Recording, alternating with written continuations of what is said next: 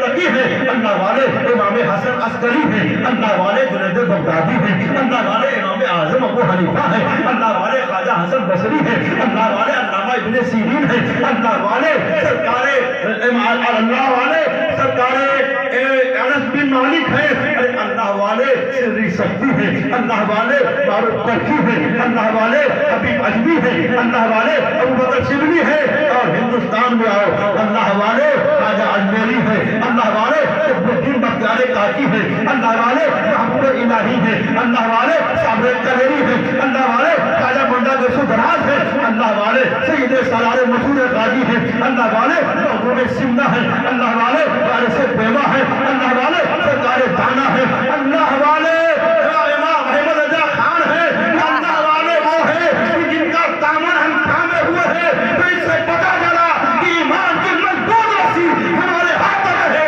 इसलिए कि गौसे आजम का दामन हमारे हाथों में है।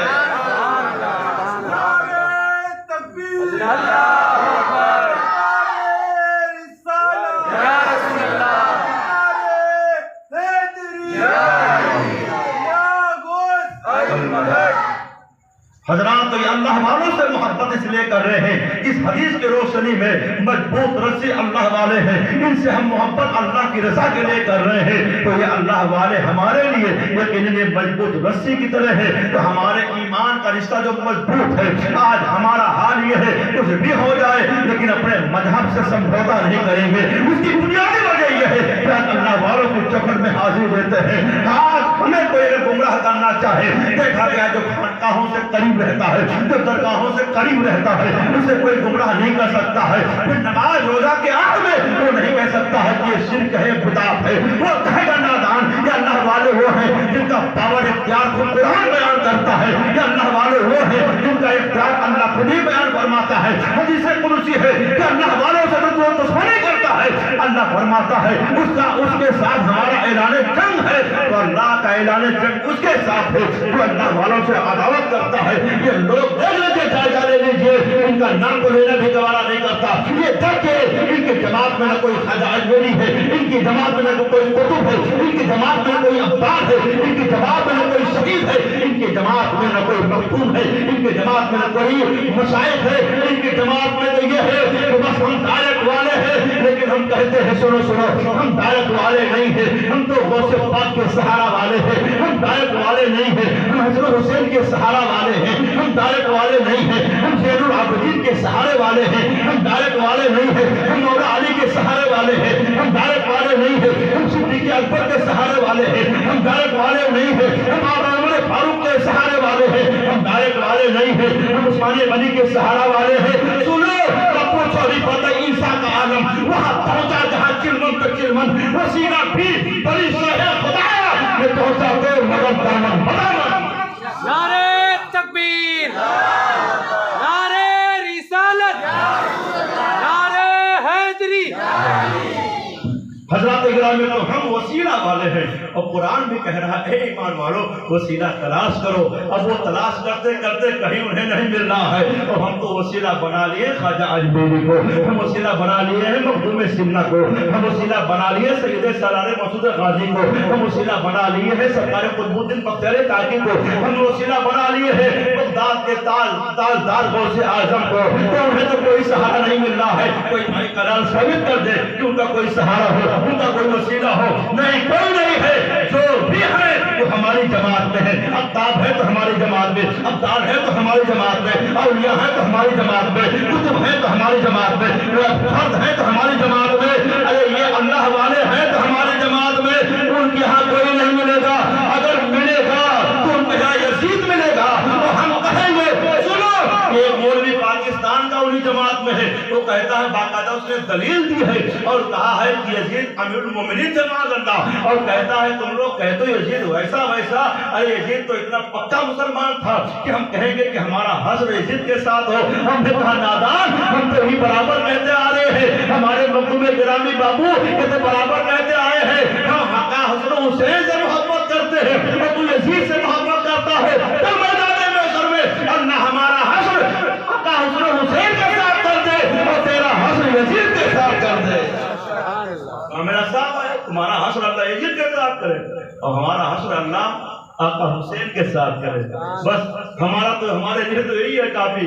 اگر آقا حسن و حسین کا دامن مل گیا تو نبی کی حدیث پاک ہے الحسن والحسین سیدہ شباب اہل الجنہ. حسن و حسین جنتی جوانوں کے سردار ہیں تو ہم آقا حسین کے غلام ہیں. ہمارا ایمان ہے جہاں ہمارا آقا حسین جیسا سردار جائے گا وہی ہم جیسے اس کے وفادار جائیں گے. ہم جیسے وفادار جائیں گے. بات لمبی ہو جائے گی لیکن میں چاہتا ہوں کیونکہ مجھے بھی سفر کرنا ہے. آپ کے دعاؤں کے صدقے 14 تاریخ سے نکلا ہوں. ہمارے خالد صاحب 3 تاریخ 2 تاریخ ہے 3 تاریخ لگ جائے گی. تو یہ غوث پاک کا تذکرہ اور غوث پاک یہ نبی کی آل سے حسنی حسینی سید ہے. گجرات میں سادات کرام بہت ہیں.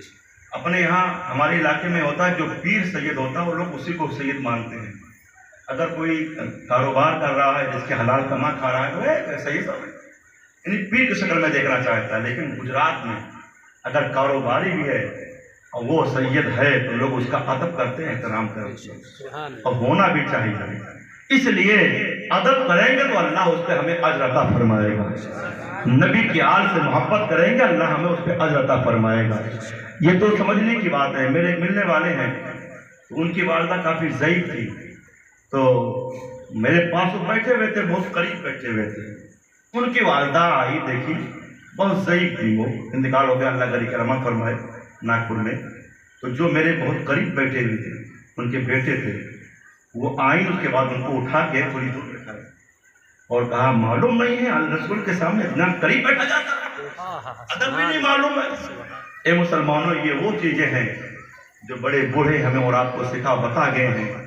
اور یہ امام اہل سنت اعلیٰ حضرت کا شعر انہیں خوب معلوم تھا کہ تیری نسل پاک میں ایک بچہ بچہ نور تو ہے عین نور تیرا سب گھرانہ نور. تو بزرگوں سے پاک حسنی اور حسینی سید ہیں. باپ کی طرف سے آپ حسنی ہیں ماں کی طرف سے آپ حسینی ہیں. آقا حسن کیا ہے بیٹوں کے بیٹوں کے بیٹوں کی طرف نسبت اور آقا حسین کی طرف سے آپ کے ماں کا سلسلہ نسب ہے. اس طرح آپ حسنی اور حسینی سید ہیں. اچھا منکرین بھی بہت ملتے ہیں. غوث پاک کے شیعہ غوث پاک کو سید نہیں مانتے وہ تو اپنے وہاں علاوہ کسی کو مانتے ہی نہیں. لیکن ایسے وہ ہیں کہ ان کے بغل اگر کھڑے ہو جائیے تو 1 گھنٹہ آپ کھڑے نہیں ہو پائیں گے. ہم لوگ تو تجربہ کر کے آئے ہیں ٹھیک ہے. لیکن حضور غوث پاک رضی اللہ تعالیٰ عنہ کے بارے میں جو سیدوں کے سردار ہیں ان کی نسل دنیا میں پھیلے ہوئی ہے. جیلانی غوث پاک کے نسب پورے دنیا میں پھیلے ہوئے ہیں. تو حضور غوث پاک کو نہیں مانتے لیکن اعلیٰ حضرت امام اہل سنت کہتے ہیں تو حسنی حسینی کیوں نہ محی الدین ہو. اے خضر مجمع البحرین ہے دریا تیرا. اے خضر مجمع البحرین ہے دریا تیرا. اس کی توجہ شاید میں نے پچھلی بار کی تھی. پچھلی بار یاد نہیں آ رہا مجھے کی تھی نہیں. لیکن مختصر میں چونکہ خضر علیہ السلام یہ وہ ہیں یہ موسیٰ علیہ السلام اور خضر علیہ السلام کا ایک واقعہ ہوا. قرآن میں اس کا تذکرہ آیا ہے. موسیٰ علیہ السلام کے سے ان کی امت میں کسی نے پوچھا اے موسیٰ اس وقت سب سے بڑا جانکار عالم کون ہے؟ تو موسیٰ علیہ السلام نے کہا میں ہوں. بس اتنا کہنا. اللہ تعالیٰ نے فرمایا اے موسیٰ تم نہیں ہو بلکہ میرا ایک بندہ ہے جہاں 2 دریا وہ ایک بندہ خضر ہے وہ سب سے زیادہ جانکار ہے. تو کہا اب یہ دیکھیے سب سے زیادہ جانکار کا دعویٰ تو کیا لیکن جب بات آ گئی اللہ کی طرف سے کہ نہیں تم سے تم زیادہ نہیں تو اب سیکھنے کے لیے جب اس سے ہم سیکھیں کہا اے مولا تو بندہ کہاں ملے گا جس سے میں کچھ استفادہ کروں حاصل کروں. اللہ کریم نے فرمایا جہاں 2 دریا ملتے ہوں اور توسا میں مچھلی لے جاؤ مچھلی جہاں زندہ ہو کر نکلے تو سمجھ لو تمہاری ان کی ملاقات کی جگہ ہے. تو موسیٰ علیہ السلام سمجھے جو 2 دریا ملتے ہیں وہ بحر روم ہے بحر فارس. تو چلو چلتے ہیں بحر روم بحر فارس کے پاس چلتے ہیں. 2 دریا وہی مجمع البحرین وہی ہے تو چلو چلتے ہیں اور وہی ملاقات کرتے ہیں۔ اب آپ چلے، آپ کے ساتھ یوشع بن نون کا مزار بغداد شریف میں، یوشع بن نون آپ کے خادم کے حیثیت سے چلے، توسا میں مچھلی بھنی ہوئی رکھا اور اس کے بعد کھانے میں رکھا اور لے کر چلے۔ چلتے چلتے موسیٰ علیہ السلام کو کچھ تھکن محسوس ہوئی، ایک جگہ آرام کرنے کے لیے آپ لیٹے، آرام کرنے لگے۔ پھر اس کے بعد جب بیدار ہوئے پھر آپ چلے، ایک دن ایک رات چلتے رہے۔ موسیٰ علیہ السلام کو بھوک کا احساس ہوا تو کہا اے یوشع، جو کھانا لے کر ہم لوگ لے کر آئے ہیں لاؤ، دسترخوان لگاؤ، لاؤ کھایا جائے۔ تو آپ نے جب دسترخوان کھولا تو یوشع بن نون نے جب دسترخوان سامنے کیا تو اس میں مچھلی غائب۔ موسیٰ علیہ السلام نے کہا یہ مچھلی کیا ہوئی؟ کہا سرکار وہ تو ہم جہاں آپ آرام فرماتے وہی مچھلی زندہ ہوئی اور اس کے بعد وہ سمندر میں گوتا لگائی اور نکلی، جیسے جس راستے سے نکلی وہاں دریا بھر گیا، الگ الگ ہو گیا۔ وہ تو وہی معاملہ ہوا ہے اور ہمیں شیطان نے بلا دیا، یاد ہی نہیں رہا۔ موسیٰ علیہ السلام نے فرمایا وہی تو اپنی منزل تھی۔ پھر موسیٰ علیہ السلام ایک دن ایک رات والے سفر سے واپس آئے اور جب واپس آئے تو موسیٰ علیہ السلام کا بیان ہے کہ ایک بندہ، اللہ کا بندہ اپنے اوپر چادر ڈالے ہوئے، پیر بھی ڈھانپے ہوئے اور سر بھی بند کیے ہوئے لیٹا ہوا تھا۔ میں نے جا کر سلام کیا، انہوں نے سلام کا جواب دیا، پھر اٹھے۔ پھر اس کے بعد میں نے کہا کہ میں آپ سے کچھ سیکھنا چاہتا ہوں۔ انہوں نے کہا میرے ساتھ صبر نہیں کر پاؤ گے؟ تو کہا نہیں میں صبر کروں گا۔ کہا جو میں دیکھو گے تو اس پہ صبر نہیں کر پاؤ گے؟ کہا نہیں میں صبر کروں گا۔ کہا اگر صبر نہیں کر پاؤ گے تو وہی ہمارا آپ کا معاملہ کٹی ہو جائے گا، ساتھ پھول جائے گا۔ کہا کہ ٹھیک ہے۔ اب یہ دونوں حضرات چلے تو کہتے ہیں چلتے چلتے ایک جگہ ایسی جگہ پہنچے کہ جہاں یہ لوگ بھوکے تھے، کھانا مانگا کسی نے کچھ نہیں دیا، پانی تک نہیں پلایا، کھانا دانا کچھ نہیں دیا۔ اب وہاں جب نکلے یہ لوگ آبادی سے تو وہاں ایک دیوار تھی، جو دیوار گر رہی تھی، وہ دیوار خضر علیہ السلام نے اسے ہاتھ لگایا، سیدھا کر دیا۔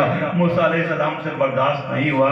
آپ نے کہا کہ اے خضر علیہ السلام، یہ بتائیے یہاں لوگوں نے کھانا نہیں دیا اور آپ نے یہ دیوار سیدھی کر دی۔ کہا یہ تو میں کہا تھا نا کہ آپ میرے ساتھ صبر نہیں کر پائیں گے۔ کہا بس اب نہیں سوال کروں گا۔ پھر آگے بڑھے، پھر ایک جگہ پہنچے، وہاں جب آپ پہنچتے ہیں تو ایک بچہ ہے، اس کے دیکھتے ہی اس کی گردن کو موڑ دیتے ہیں اور جب گردن کو موڑا موسیٰ علیہ السلام نے کہا یہ چھوٹا بچہ، اس کی گردن کو ہم نے موڑ کے مار ڈالا۔ کہا بھائی آپ نے کہا تھا نا کہ میں صبر کروں گا اور آپ پوچھ بیٹھے۔ کہا نہیں اب نہیں پوچھیں گے، اب چلیے اب نہیں پوچھیں گے بس۔ پھر کہا ٹھیک ہے۔ اب یہ لوگ وہاں سے نکلے تو ایک کشتی پہ سوار ہوئے اور کشتی پہ جب سوار ہوئے وہ کشتی والا بیچارہ ان سے نہ کچھ اجرت لیا، نہ کوئی ان سے فیس لی، نہ ان سے کوئی کرایہ لیا۔ کہتے ہیں ساحل نجات سے ہم کنار کیا، لے جا کر کنارے پہنچایا۔ یہ ابھی کشتی پہنچنے والے ہی تھی، اسی درمیان سرکار خضر نے اس کشتی کا ایک تختہ توڑ دیا۔ موسیٰ علیہ السلام نے کہا یہ کیا معاملہ ہے؟ اس نے بیچارے نے اتنی محبت پیش کی، کرایہ تک نہیں لیا اور آپ نے اسی کشتی کو عیبی بنا دیا، پٹرا نکال دیا۔ کہا آپ سے کہا تھا نا میں نے کہ آپ میرے ساتھ صبر نہیں کر پائیں گے، اب چلو معاملہ ختم۔ کہا اچھا ٹھیک ہے لیکن بتائیے معاملہ تھا کیا؟ کہا کشتی کو میں نے اس لیے توڑا کہ وہ کشتی والا ہم سب کے ساتھ مہربانی پیش کیا اور وہاں کا بادشاہ بڑا ظالم بادشاہ، اسے ضرورت تھی کشتیوں کی، تو جو صحیح کشتی تھی وہ سب ضبط کر رہا تھا، لے رہا تھا، اور جو کوئی عیبی کشتی ہوتی تھی اس کو نہیں لے جاتا۔ بیچارہ محنت مزدوری کرنے والا ملا اگر بادشاہ کشتی لے لیتا تو اس کا گھر کا خرچہ کیسے چلتا؟ اس لیے میں نے اس کی کشتی کو عیبی کر دیا۔ اچھا یہ بات نہیں؟ کہا ہاں۔ پھر اس کے بعد کہا بچے کو مارا کیوں؟ کہا اس کو پیشانی میں سطح لکھا ہوا تھا، اس کا خاتمہ ایمان پر مشکل تھا، اس لیے اس کو میں نے مار دیا، بھی بچہ ہے مکلف نہیں ہے تو میں نے اس کو مار دیا۔ کہا اچھا وہاں دیوار جہاں کھانا نہیں ملا دیوار آپ نے سیدھی کر دی؟ کہا ہاں اس لیے دیوار سیدھی کی کہ اگرچہ بستی والوں نے ہم لوگوں کے ساتھ اچھا سلوک پیش نہیں کیا لیکن وہ دیوار کے نیچے ایک یتیم کا پیسہ خزانہ تھا تو اس کے والدین وہاں چھپا دیے تھے، بچہ ابھی چھوٹا تھا، اس لیے ہم نے دیوار کو سیدھا کر دیا تاکہ اس کا مال ضائع نہ ہو، کوئی لے نہ لے، اس لیے میں نے اس کی دیوار سیدھی کر دی۔ معاملہ یہ تھا۔ اب یہ پورا واقعہ دیکھیے، جہاں وہ سرکار خضر علیہ السلام سے ملاقات ہوئی ہے وہ سرکار خضر علیہ السلام کی ملاقات کی جگہ مجمع البحرین ہے، یعنی جہاں دو دریا ملتے ہوں۔ تو اب مجمع البحرین اب خضر علیہ السلام سے منسوب اور ان کے واقعے کے تناظر میں یہ چیز ہے۔ موسیٰ علیہ السلام اور خضر علیہ السلام، جو سرکار خضر علیہ السلام وہ ہے کہ جو غوث پاک کی محفل میں کبھی کبھی حاضر ہوا کرتے تھے، تو سرکار خضر علیہ السلام غوث پاک کی محفل میں غوث پاک کی آواز سنا کرتے تھے. یہ خضر علیہ السلام بڑا اعلیٰ مرتبہ ان کا ہے. اب مجمع البحرین، اب یہ غوث پاک سے کیا نسبت ہے؟